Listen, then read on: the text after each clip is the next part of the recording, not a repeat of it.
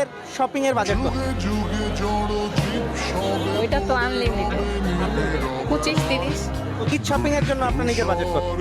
আমার বাজেট নেই, যা পছন্দ হয় কিনে ফেলি। কত? 20-25।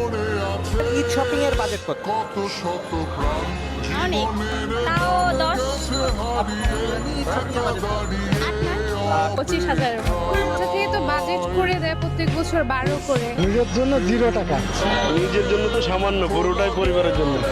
নিজের জন্য এখনো কিছুই করা হয়নি। ঈদের জন্য নিজের শপিং বাজেট এখনো করা হয়নি। নিজের কোনো বাজেট নেই আসলে। নিজের জন্য এখনো করা হয়নি। নিজের জন্য কত টাকা বাজেট করেছেন? বাজেট নাই, টাকা নাই, তাই বাজেট নাই।